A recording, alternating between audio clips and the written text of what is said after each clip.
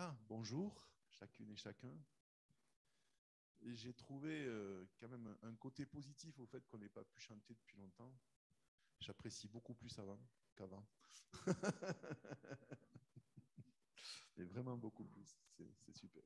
Merci aux musiciens, merci à chacun pour ces moments. Ça fait du bien de se rappeler ces choses essentielles qui peuvent paraître, ouais, on les sait, mais hein, il est notre Dieu, il prend soin de nous, il veut nous faire passer de l'ombre à la lumière et toutes ces choses-là. Merci aussi pour les montagnes. Ouais. Je disais juste à Virginia, j'ai jamais vu de photos de vos voyages. Ben voilà, c'est fait. Alors voilà, on est le deuxième dimanche de l'Avent. Et puis, j'ai commencé la semaine dernière de parler de la méthode de Dieu. Je vais faire un très court résumé parce qu'il faut pouvoir attacher les wagons un peu comme dans le parcours Alpha Life. Hein. Ce que j'expliquais la semaine dernière, c'est que Dieu ne change pas. Donc Dieu, il est immuable, il est infini, il est éternel. Mais notre compréhension change et la révélation de qui il est évolue aussi. Hein. Donc il faut distinguer entre le fait que ce n'est pas Dieu qui change, avant il était comme ça, puis il a d'autres idées, mais par contre il se révèle progressivement et notre compréhension aussi évolue. Donc il y a un changement et on avait vu que dans l'Ancien Testament, la méthode de Dieu après la chute, hein, pas avant, était une méthode qui était étonnamment moderne. Dieu était un communicant qui faisait dans le sensationnel. Hein. Et du miracle, et de l'or, et de l'argent, et du feu, et des mers qui s'ouvrent, et des miracles. Et puis, le signe de la bénédiction de Dieu, c'était la richesse, la bonne santé, la prospérité, plein d'enfants, plein de choses. Hein, voilà. Et Dieu a travaillé comme ça, parce qu'en fait, ça, c'était les, les méthodes que les hommes imaginaient les bonnes. Hein. Si Dieu me bénit, je le suivrai. S'il me fait dominer sur mes ennemis, ben, comme ça, je lui resterai fidèle, etc. S'il me garde en bonne santé, alors je vais le louer. Hein. Et on voit que échec après échec après échec, ça n'a pas fonctionné. Hein. Le peuple de Dieu est passé toujours à côté. Et puis Jésus, en venant sur terre, inaugure la nouvelle méthode de Dieu, celle qui en fait est chère à son cœur depuis le début, hein, mais qu'il a attendue pour nous révéler, et que j'ai résumé dans cette phrase lorsque Jésus dit, parce qu'il parle toujours de son royaume, de son royaume, de son royaume. Hein, mais imaginez ça, vous êtes à une époque où il y a des rois, effectivement, hein, ce n'est pas un mot poétique comme aujourd'hui, enfin, ou même s'il y a des rois aujourd'hui, c'est plus pareil. Ils sont sous le contrôle d'un empereur dans un empire, et Jésus est sans arrêt en train de parler de son royaume. Et à un moment, bah, à juste titre, ses contradicteurs lui disent, mais il est où ton royaume, quoi? C'est bien joli de nous parler d'un royaume. Hein. Il dit, mon royaume ne vient pas de manière à frapper les regards, et voici, mon royaume est en vous, au-dedans de vous.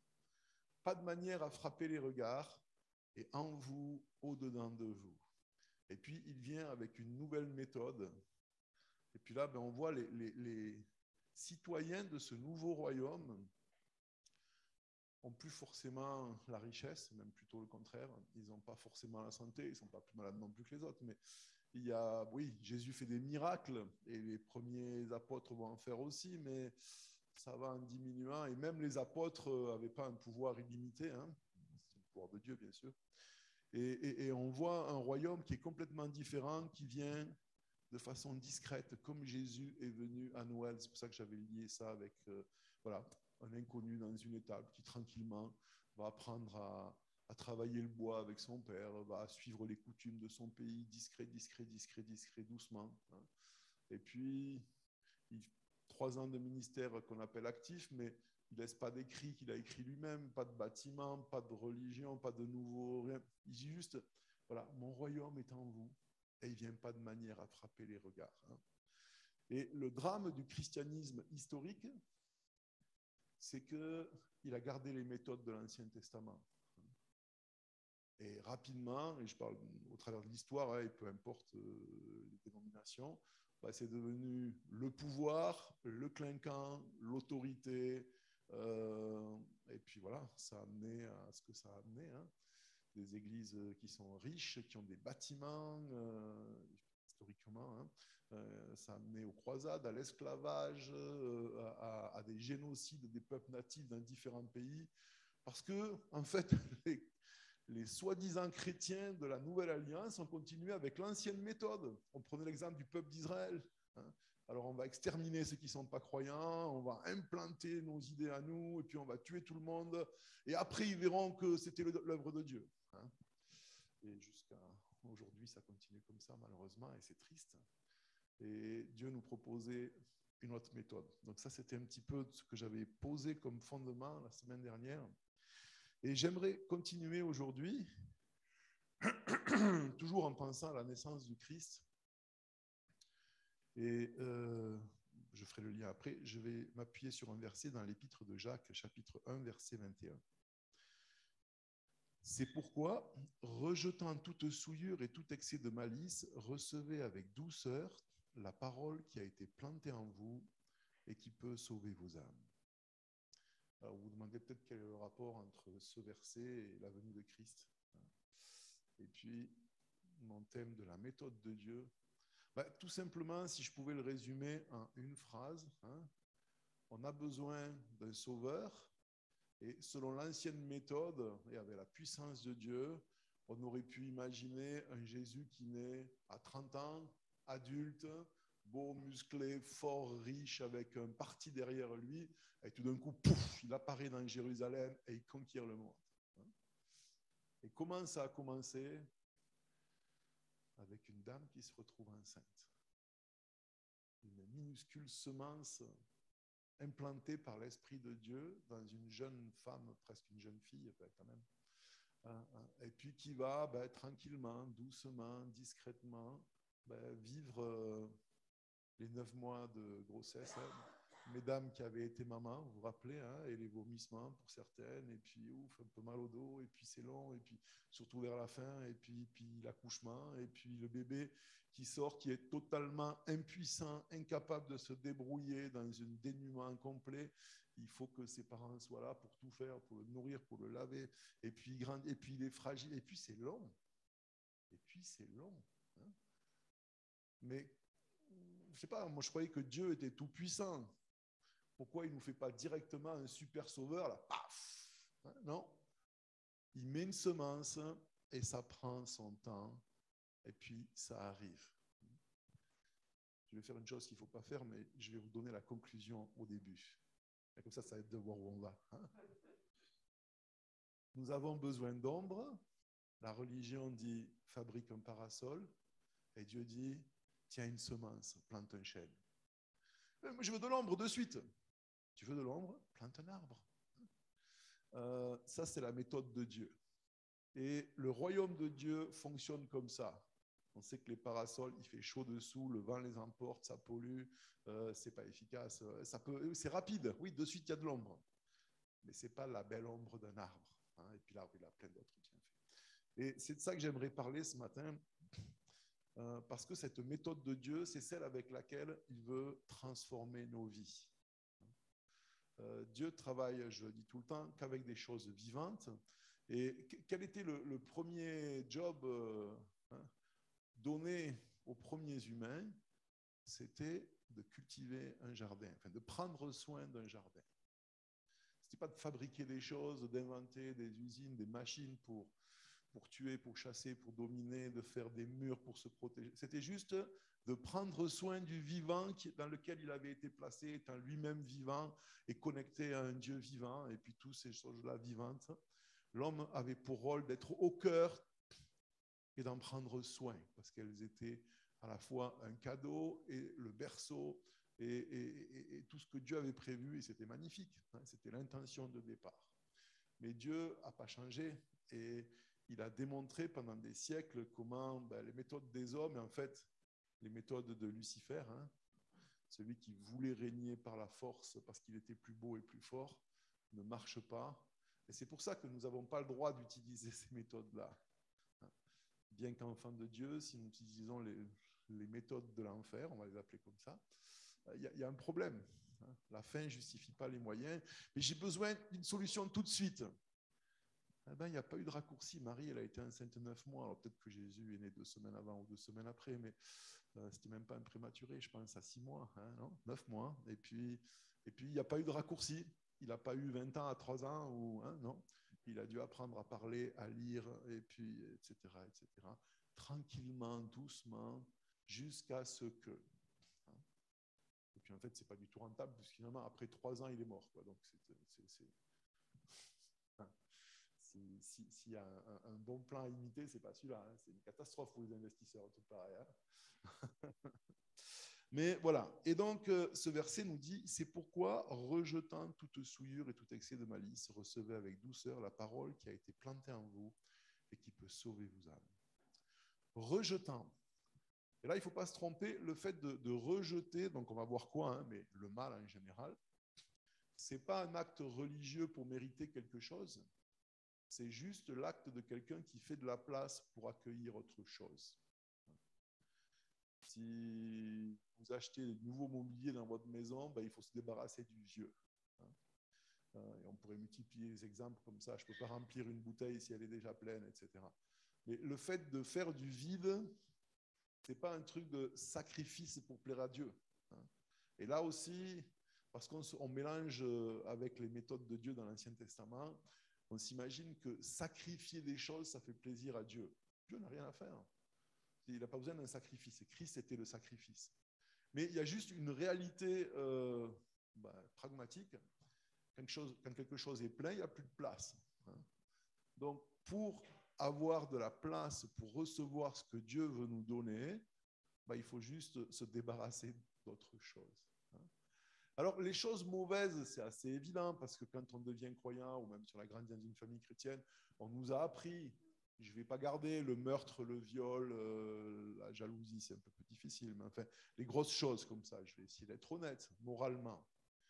Mais n'empêche pas que nos vies, et on peut aussi penser particulièrement au temps, mais à notre vie de pensée en particulier, quand quelque chose est plein, c'est plein. Et le fait que ce soit plein même de choses mauvaises, mais si ce n'est pas les bonnes qui doivent y être, ça devient mauvais alors que ce n'est pas mauvais. Vous comprenez ce que je veux dire? Hier après-midi, je me suis couché pas content parce que j'ai gaspillé mon après-midi. J'ai rien fait de mal. J'ai fait du rangement dans mon garage, c'est bien. Hein, mais dans mes pensées, je ne sais pas pourquoi. Pourtant, j'avais une super matinée. Il y avait quartier libre le matin, c'était super. J'y étais. Mais je ne sais pas si je suis le seul, mais juste, je n'avais pas envie d'être avec Dieu comme ça. Pas que je croyais plus en lui, mais non, voilà, je préférais mettre les infos, écouter des trucs stupides sur les élections en France, sur ci, sur ça, ou de la musique qui fait. Non, mais c'était le pire, c'est que j'en étais presque conscient que j'avais juste pas envie de passer ce temps avec Dieu. Ouais, bon, on verra plus tard ce soir. Hein. Après, on se dit, ouais, mais quand même, pour préparer le message, c'est pas le mieux, ça, hein, comme préparation. Hein. Voilà, hein. En tout cas, comme je peux être stupide. Et donc, on doit se débarrasser, rejeter, c'est de ça qu'il est dit, hein, toute souillure et tout excès de malice. Alors, c'est plus que ça quand même, parce que la souillure, c'est tout ce qui nous rend impurs. Hein. Donc, voilà, tout ce qui nous éloigne de Dieu. Mais la traduction, l'excès de malice, d'abord, elle est bizarre parce qu'on ne comprend pas trop ce que ça veut dire. Hein. Mais en fait, ça parle du débordement d'un mal qui est vivant et qui est actif. Et là, c'est encore autre chose avec juste la passivité ou laisser nos vies occupées par des choses qui ne sont pas mauvaises, mais qui ne sont pas bonnes parce qu'elles prennent de la place. C'est ce mal intelligent qui veut faire mal. Hein. Vous savez, il y a deux sortes de mal. C'est toujours mal, hein, mais il y a le mal accidentel parce qu'on est sur Terre et qu'on est des humains. Je suis distrait, je n'ai pas regardé, je marche sur le pied de Jean-Jacques, ça y fait aussi mal que si je l'avais fait exprès. Mais ce n'était pas mon intention de lui faire du mal, j'étais juste distrait. Alors oui, j'aurais dû faire attention. Hein. Mais il y a aussi le mal qui est, j'aime pas Jean-Jacques, et en passant, je vais lui écraser le pied. Et ça y fait la même douleur qu'avant, mais ce n'est pas le même mal. J'ai réfléchi, je veux lui faire du mal. Hein. Et dans le monde, il y a ces deux choses-là. Il y a juste l'égoïsme, je m'occupe que de moi, donc je marche sur les autres. C'est pas bien, c'est mal. Hein. C'est la souillure. Mais cet excès de malice, ça nous paraît des fois étrange d'ailleurs. Hein. Il y a des gens qui réfléchissent au mal, qui l'entretiennent, alors ils ne considèrent pas que c'est le mal, hein, peut-être. Mais voilà, ils ont cette pensée-là. Hein. Ils veulent dominer, ils veulent détruire, ils veulent écraser. Et puis ils vivent dedans et c'est vivant et ça se développe. C'est le fruit, là aussi, de quelque chose de vivant. Cette semence qui a été mise dans le cœur de l'être humain lorsqu'il s'est décentré de Dieu, qu'on appelle le péché. Hein, et qui est quelque chose qui est aussi une matière active en nous, qui fermente hein, et qui produit une expansion, mais pas une expansion de vie, comme un cancer, ça se développe aussi un cancer. Hein. C'est vivant, mais c'est une saleté. Et on voit d'ailleurs ce même mot pour malice, là, il est utilisé par Paul dans plein d'endroits, mais dans un endroit que je trouve intéressant, en Corinthiens 5,8, il fait un parallèle avec la fête des pains sans levain, donc je pense que tout le monde connaît un peu ici. Pas le pain sans levain, mais sans levain. Il dit ceci, célébrons donc la fête non avec du vieux levain, non avec un levain de malice, donc le même mot, hein, et de méchanceté, mais avec les pains sans levain de la pureté et de la vérité. Hein. Pourquoi le mal était souvent, le levain plutôt était utilisé pour parler du mal. Alors en fait, le levain c'est très bon pour la santé, c'est quelque chose de vivant, hein, mais parce que c'est quelque chose qui se développe, qui est vivant qui contamine, on le sait, un peu de levure dans une pâte et toute la pâte lève. Hein. Et ça nous parle de ce mal actif qui n'est pas ce mal accidentel parce que je suis juste égoïste, ce qui est déjà mal, mais qui est, voilà, je suis égoïste, mais hein, un exemple, par exemple, David dans l'Ancien Testament, qui était pourtant l'homme selon le cœur de Dieu. Hein. Il a fait certaines bêtises dans sa vie par fougue. Il ne fait pas attention, et puis voilà. Mais lorsqu'il agit avec Beersheba, c'était ce levain du mal. Hein. D'abord, il se dit, ouais, je ne vais pas aller à la guerre parce que ouais, bah, l'âge que j'ai, c'est fatigant. Puis, et puis, il s'ennuie, puis il monte sur le toit, puis il regarde, et puis il y a un premier regard, et puis il y a la jolie fille qui prend son bain. Et là, il n'y avait pas de souci, mais sauf qu'il y a le deuxième et le troisième regard, et le quatrième et le cinquième regard. Et le mal, et là, il se dit, il me la faut, je suis le roi, j'ai le droit. Et puis, il envoie quelqu'un la chercher, et puis il la viole, et puis le mal, et là, finalement, elle est enceinte. Et le mal, il dit, ah, il ne faut pas que ça se sache. Et il fait venir son mari et il manigance un truc de fou, le mal, qui continue de prendre la place. Et puis le gars, il est honnête, il ne rentre pas coucher avec sa femme, il dort sur les marches du palais, même bourré. Enfin, c'est incroyable comme histoire. Et finalement, le mal va jusqu'à... on ne peut pas imaginer une horreur pareille. Hein, le gentil mari trompé par son meilleur ami repart avec sa condamnation à mort dans les mêmes et le papier est scellé, il ne sait pas. Il donne à son chef qui dit voilà, je reviens. Le gars, il est magnifique. Hein, et puis le chef exécute les ordres et le gars se fait tuer. Hein. Voilà, ça c'est le mal. Dans le cœur de David, l'homme selon le corps de Dieu. Hein, c'est ce mal qui, cet excès de malice débordant. Et si c'est arrivé à David, je serais enclin à penser que même si c'était dans l'Ancienne Alliance, c'est possible pour tous aussi, des fois, hein, de partir dans ce mal-là. Quelqu'un nous a fait du mal et on veut se venger, on en veut, on le rumine, on veut l'embêter. Voilà. Donc, on a éliminé le mal qui était presque gentil, mais qui est quand même mal, le mal qui est méchant. Et voilà, on arrive à la partie intéressante. Maintenant, il y a de la place. Recevez avec douceur. Alors, pardon. Là aussi, le mot douceur, il peut nous induire en erreur. La douceur, ce n'est pas une petite chose sucrée. La douceur, c'est une force de caractère qui habitait le Christ. Et quand il est parlé de Jésus, il dit « Voici ton roi vient vers toi avec douceur ». Mais ce n'est pas ce « non, non hein. ».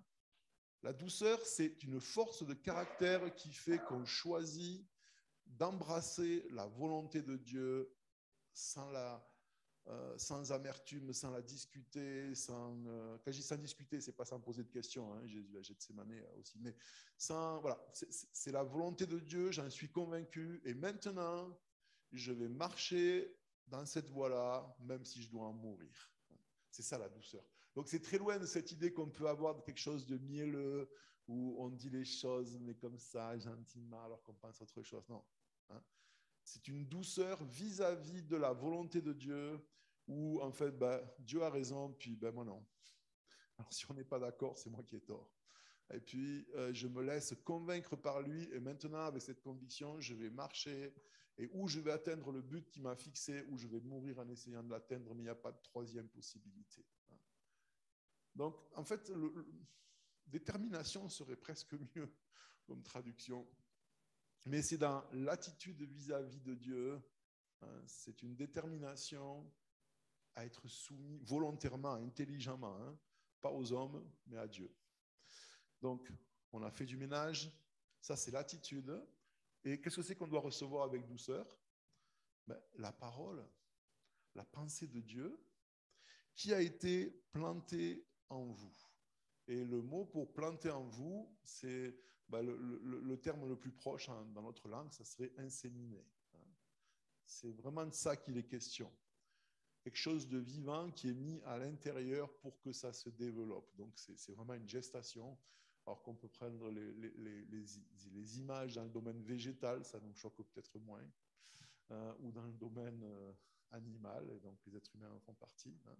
Mais c'est ça, il y a une fécondation, et lorsque cette parole, cette pensée de Dieu qui est créatrice, tout ce qui nous entoure est issu de l'intention de Dieu, de la pensée de Dieu qui au départ, peu importe la façon dont il a fait, mais jette le truc et il y a tout dedans pour que ça se développe.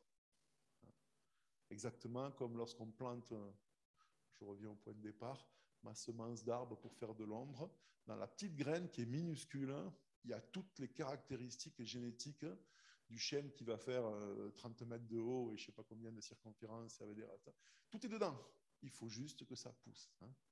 Mais il faut que ce soit, voilà, il faut qu'il y ait les bonnes conditions, qu'il y ait l'humidité, etc. Si c'est dans le domaine animal, il faut que ce soit fécondé. Et pour nous, c'est justement cette douceur, ce consentement, parce que Dieu ne nous viole pas avec sa pensée et ses paroles, qui vont faire qu'on va le recevoir. Et on voit au travers du ministère de Jésus qu'il pratique toujours cette chose-là. Il dit à ses disciples, allez dans les villages. Si on ne vous reçoit pas, secouez la poussière de vos pieds et partez. Ce n'est pas secouer la poussière de vos pieds après leur mis votre pied au derrière. C'est juste, ils n'en veulent pas, ok, allez ailleurs. Quand les foules se détournent de lui, il ne reste que les 12, il leur dit, et vous, vous ne voulez pas aussi partir? Dieu cherche ce consentement. Non, à qui on irait? C'est toi qui as la vie. Oui, je veux être fécondé par tes pensées. Oui, c'est toi que je veux. Et ce n'est pas une réponse qui vient souvent. Lorsque Dieu regarde, qui, comme tout le monde le sait, est assis sur le coin du monde et puis qui regarde en bas,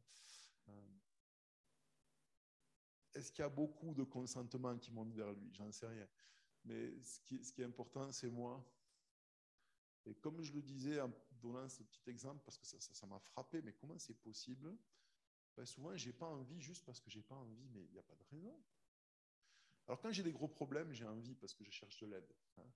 Et puis là, c'est les moments où je voudrais que justement Dieu intervienne en m'envoyant un sauveur super-héros.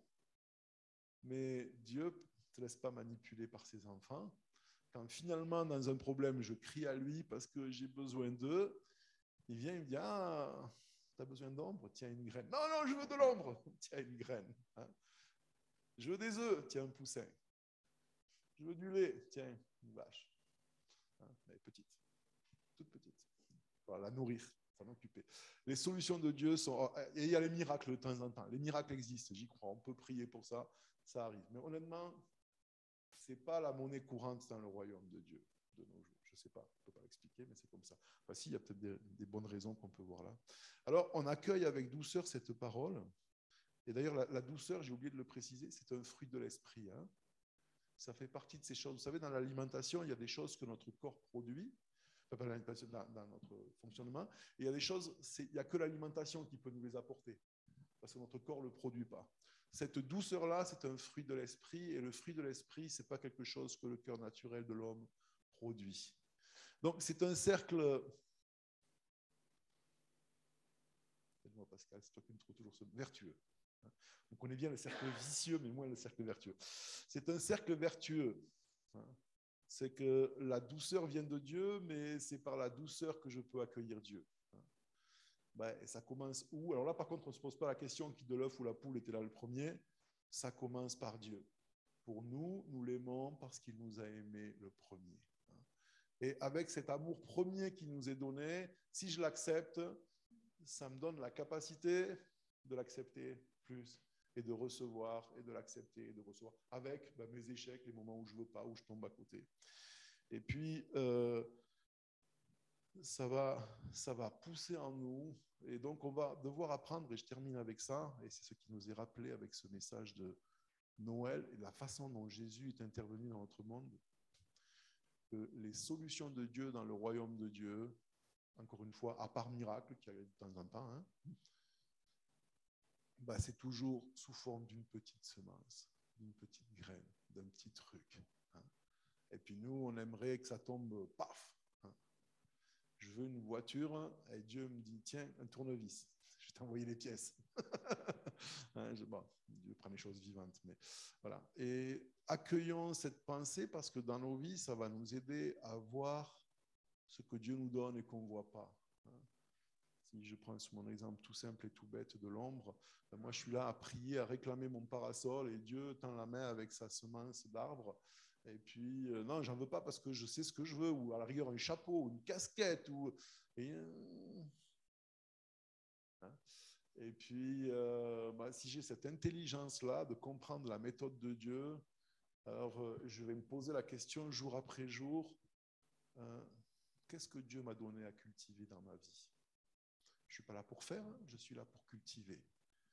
Donc Dieu me donne du vivant sous forme de semences, ses pensées et d'autres choses. Par plein de façons, ça peut arriver. Hein. Le vent porte les semences, les fleurs, les oiseaux, les machins, les trucs, des fois des choses bizarres. Mais les semences arrivent, et puis à nous de les accueillir avec douceur, leur faire de la place, et puis de les cultiver. Et ça prendra la forme que Dieu veut que ça prenne. Seigneur, merci parce que tes méthodes ne sont pas les nôtres et ce n'est pas forcément ce qu'on préfère, mais voilà, il faut qu'on fasse avec. Merci de produire en nous la douceur pour t'accueillir et que nous puissions avoir le désir, la volonté, le courage de faire de la place pour t'accueillir et puis de consentir à ton action de vie en nous pour que ta vie grandisse, se développe et que nous soyons des bons cultivateurs de tes pensées, de ta parole et de tout ce que tu veux initier dans nos âmes, Seigneur.